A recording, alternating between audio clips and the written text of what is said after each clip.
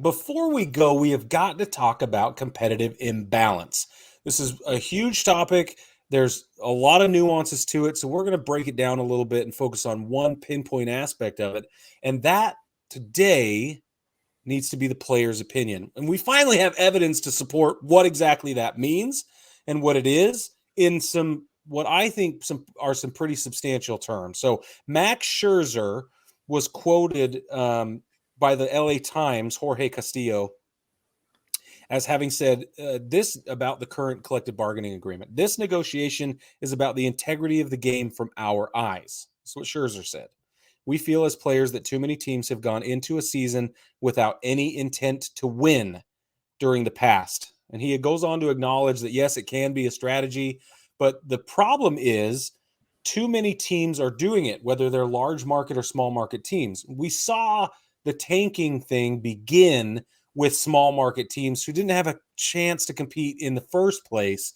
And now we're seeing teams do it no matter who they are, no matter what their revenue capabilities are and spending capabilities.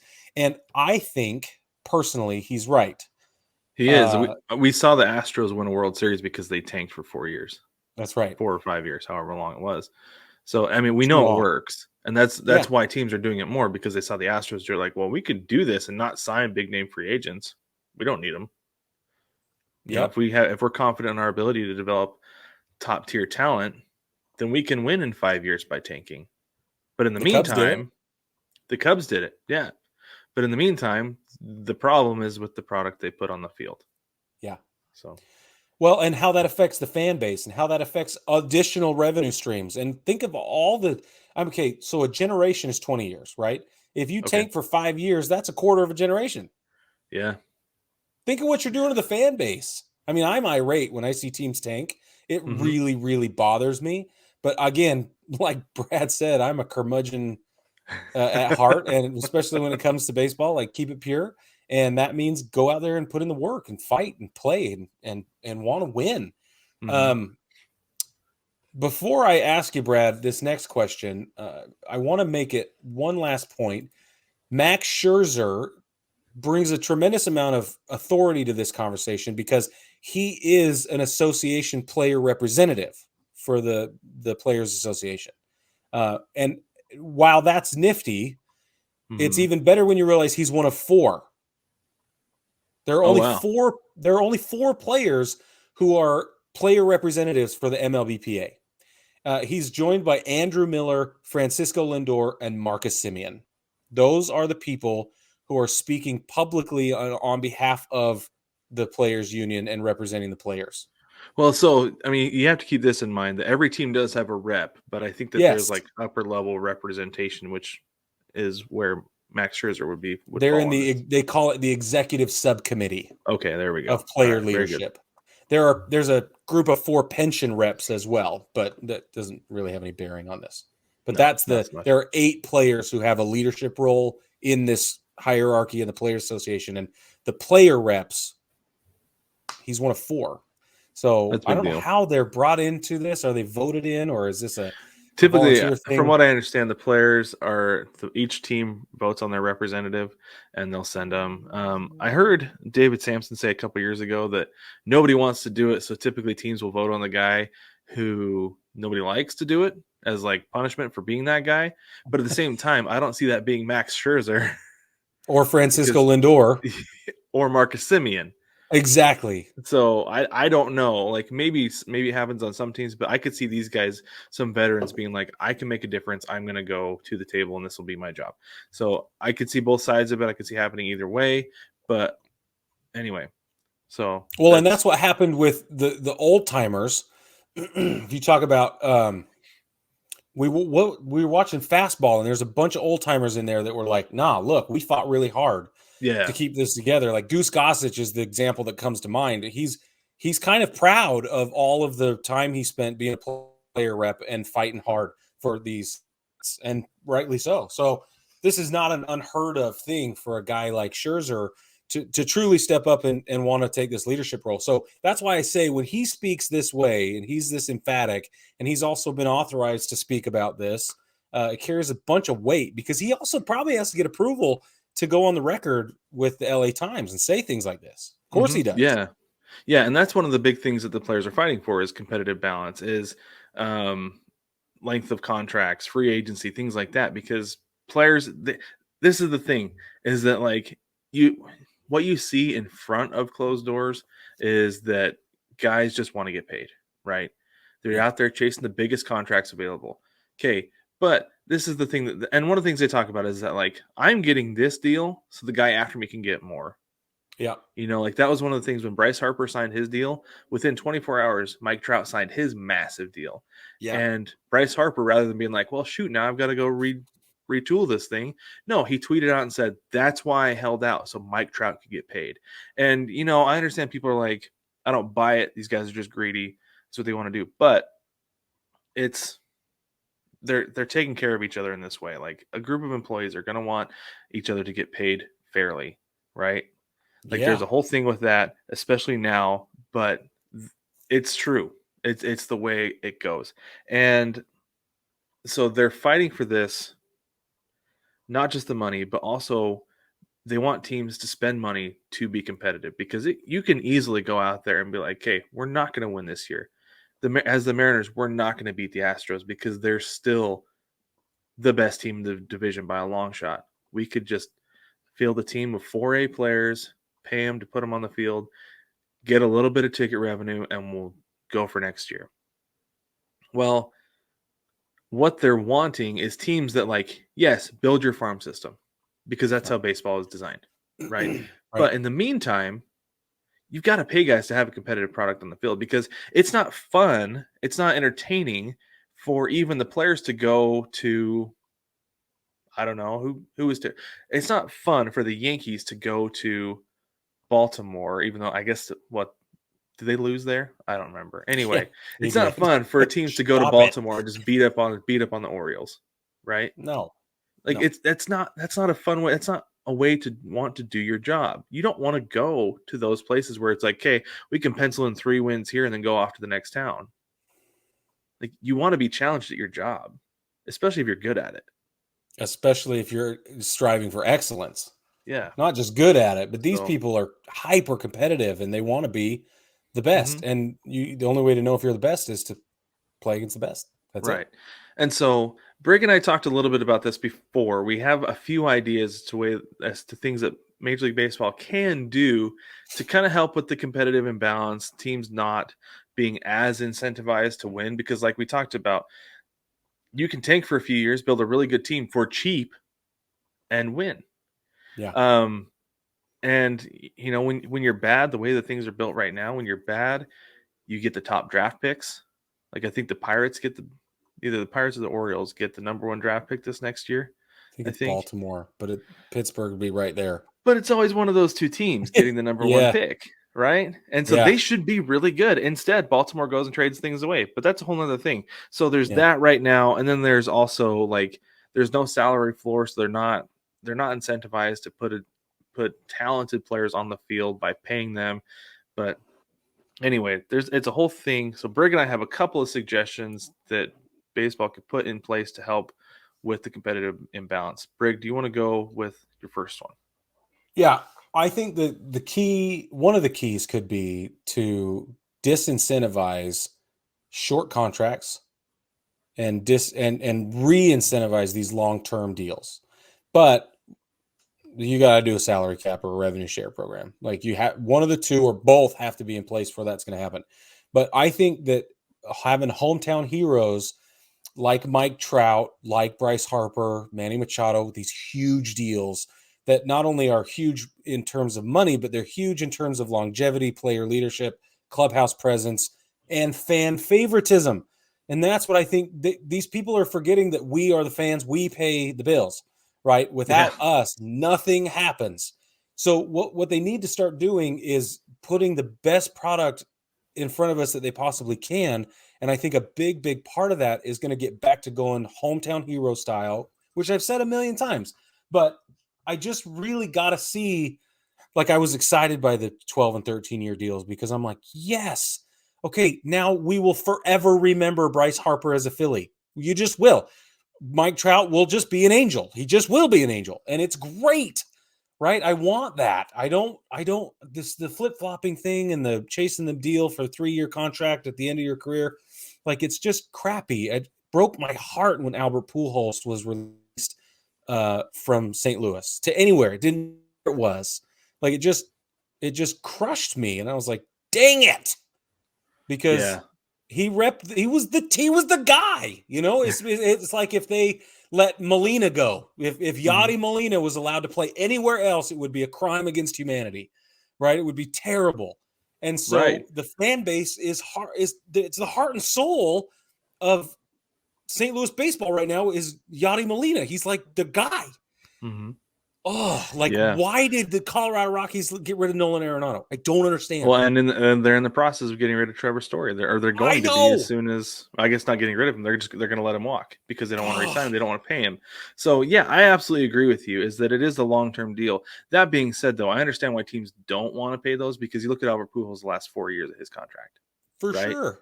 Yes. You know, so I understand that, and I feel like one thing they can do with along those lines is they can incentivize teams with their spending, with basically like a loyalty clause. Like you can give a guy you can offer a guy a little bit more money. You can offer him an extra year. This is what they do in the NBA.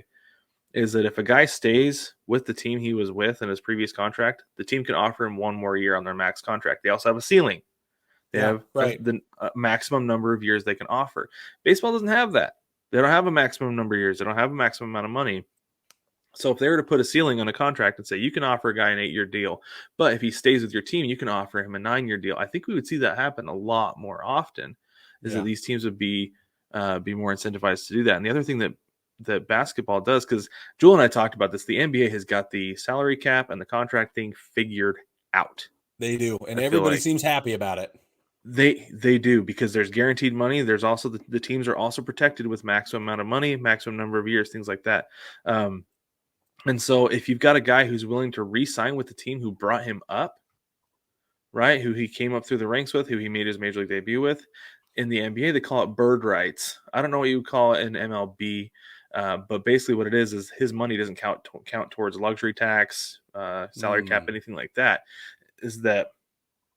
So it encourages the team to spend that money without taking the hit in the future. So, wow, that's great. We should call it Squirrel Rights, because they're like, packing it in there early. Well, it has to do more with Larry Bird than an actual. No, I like bird. The animal, Brad. Can't you see the cheeks with the nuts in them, Brad? Yeah, with the acorns. Yes. Thank you. Yeah. Thank you. Yeah. No, though, like I do feel like, though, keeping guys at home, though, keeping guys with their home team, yes, is a big piece of it. Because it is a big piece. Like you talk about Albert Pujols specifically, that the Cardinals are known for not giving guys long deals, not known for not giving guys big money, because like we can develop another one just like him for 1/10 of the cost. Why would we pay him? So incentivize those teams to keep those guys around, and I think it would really help. Because then you bring more free agents in. Because guys went to the Angels because Pujols was going. Totally. Here's the other thing I want to bring up. If everybody could relax about the money thing, think of what that would do. Yeah. If we're all just like, you know what, here's the rules. It's the same. Because right now there are no rules. There are not any rules right now. It's the Wild West. They're going to do whatever they want. It is, yeah. And so everybody is jockeying all the time, and they're swindling everybody, and there's all this like back channeling going on. It's just because that's one of the things with the NBA is that everybody knows what they're going to get going into free agency. That's the guys like Devin Booker. So I live in Phoenix, right? So Devin Booker with the Suns, like he's coming. When he comes out of his contract, everybody knows his market value going into the offseason. Like Booker's going to get the money. It's just a matter of where. Right. And like with baseball, it's like, so coming up, right now you got Carlos Correa, who's on the market. Like if it was in the NBA system, everybody would know how much money Correa is getting. It's just a matter of where. Right now, it's like, who's going to be the highest bidder? Right. That's really the question. Whoever is willing to be the highest bidder for a shortstop in his mid to late 20s is going to be the one who gets him. And it's really unfortunate because there are teams that not just aren't willing to do it, but can't do it. Can't. And not hoping And if no there single was, like prayer. you said, the revenue sharing, that would be a really big piece to helping that be successful. Yeah, I But agree. And there's so much to it. There's just there so is. much to it. There's a whole lot to it. But I have actually another suggestion. Okay. Actually, I have two, actually. So Well, let's go with the first one. So right now, like we said, the team with the worst record gets the first pick in the draft. Right. So there is a little bit of incentive to, like, as the season gets late. Obviously, you've been eliminated. Say you've been eliminated from the playoffs September 5th, yeah. mathematically. Okay. It's like, well, okay, we're not playing for anything now except for that number one pick. Let's just put a bunch of minor leaguers out there. Hmm. Let's put our AAA team on the big league field, give them some experience, give those guys a chance to be big leaguers for a month, and we'll lose some games. We'll get the number one pick. Well, this is another thing the NBA kind of has figured out a little bit is the draft lottery. Right. Now, the draft lottery with the NBA, there still is tanking.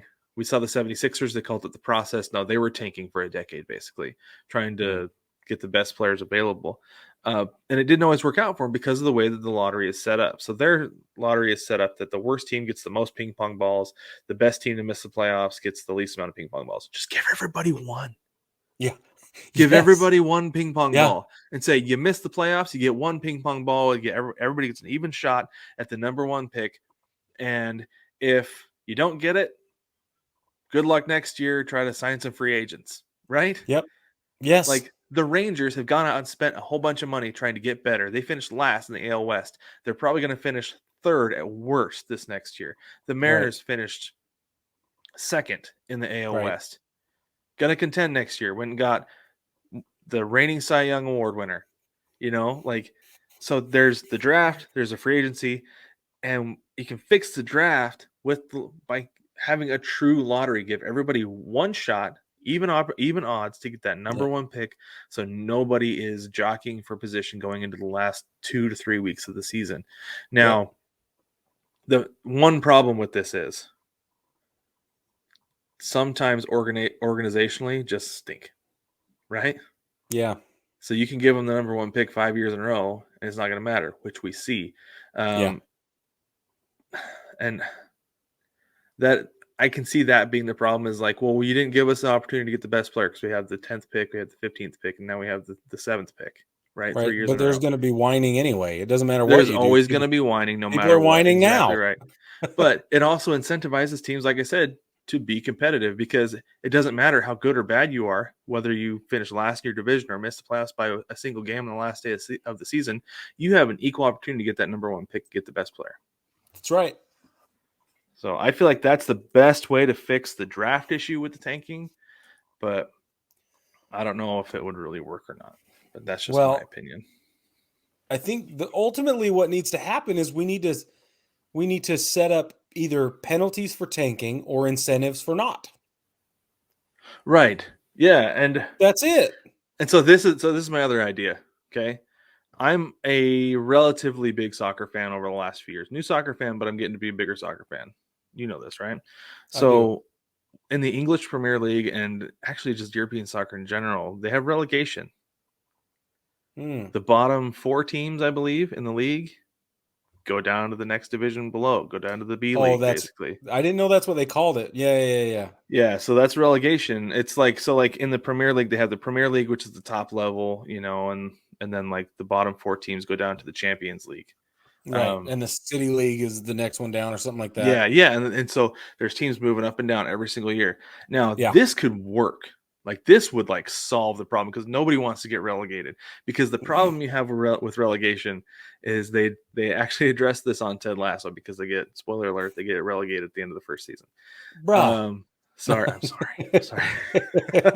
So, but they talk about it starting in the second season. They say we have a Premier League roster with a Champions League budget.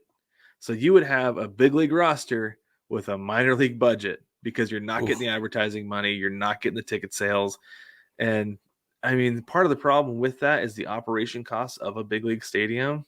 Yeah. Like that would be tough, Yeah. like you would have over the last few years, I mean, this year would be what, like the Marlins, the Orioles, the Tigers, and probably um, Pirates. the Pirates who would be relegated, you know? And so you'd have to have more of a table. You have to get rid of the leagues and everything like that, or Yeah. something. But yeah, it would be a really big mess, like financially, organizationally, Oh because the way yeah. that things work out as far as big league and minor league rosters go, like organizationally, like you basically with Major League Baseball, it would work out that I'm only going to use this as an example because I can think of their AAA team off the top of my head. If the Angels got relegated, the Bees would have to come up. Yeah. But that's not how Well, relegation works. That's not how right. relegation works, though. So Right. there would be some major organizational issues to work out, some major financial things to work out. Because could you imagine Mike Trout being relegated? Nope. Man, because I think the biggest reason the Angels stunk this year is because of injuries. Because Trout was out, Rendon was Yeah. out, Yeah. you know. But Otani in and out and yeah, so that would be a really big mm. problem. But it's like solved the problem in Europe because Well, you can't tank. You lose a whole bunch of money if you tank. yeah, that's bad. I wonder if there's I mean, anytime you implement a new standard or a new check, somebody's going to find a way to circumvent it every time. So the other thing Major League Baseball needs to do is if they're going to put in penalties, then they're going to have to be ready to renegotiate those penalties. They're going to have to rewrite the playbook constantly, Mm-hmm. which is what we're doing right now. Honestly, I mean that's what this whole CBA thing is about. But Yeah. it just they haven't allowed it to come back around and deal with it in a reasonable amount of time. They keep putting it off. And so there should be like a no putting off the CBA every 2-year rule. Like, no, if we haven't looked at every single thing every 2 or 3 years, like we're not or five.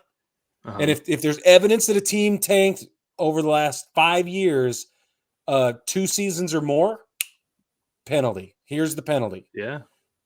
Something like that could make a lot. I don't know, but I mean you have positive reinforcement, you have negative reinforcement. I mean that's it. So Right. do both, I say. Yeah. I don't know. It's a really strange thing to navigate, and baseball is working on it. It's one of the big talking points this year with the CBA with the lockout. We have, like we said, a couple ideas. Obviously, relegation is not going to work in big league baseball. There are too many pieces, No. but it would certainly solve the problem. I think the lottery could solve it. I think encouraging guys to stick around. I think your idea was great, Brig. I think it was fantastic. It could really go a long way to helping. Well, So thank you. You know, the I only don't other know. suggestion I would make is to expand to two more additional teams. It might, because the other argument for not expanding though is that it always waters down the league. It's hard enough as it is to find pitching, Well, that's true, but and you get 10 more starters out there with what you've yeah, got. It's yeah. tough. No, I see what you're saying. But if you implemented that along with the additional revenue sharing, Uh huh. salary cap, Yeah. and the floor, the earning floor, I don't Hmm. know. I just think that more incentives. I mean, for me, it all comes back to the fans. How are you going to please the fans? Hmm. How are you going to consistently put a good product on the table, sell it to us in a way that's not just palatable, but leaves us wanting more? And then how do you repeat that process over and over and over again? Savannah's got it figured out. They Hmm. sell out every game. The Yeah. Pioneer League, they're killing it right now, right? Hmm. Like their ideas are awesome, and they are making sure that it's awesome. Yeah. Major League Baseball right now is not making sure it's awesome. Yeah. Hopefully, that's what they're all bickering about right now, but I don't know if that's what they're doing. Well, they're not bickering about anything right now, unfortunately. I'd rather have them Yeah. bickering than what's going on right now is Yeah, the you're right. problem.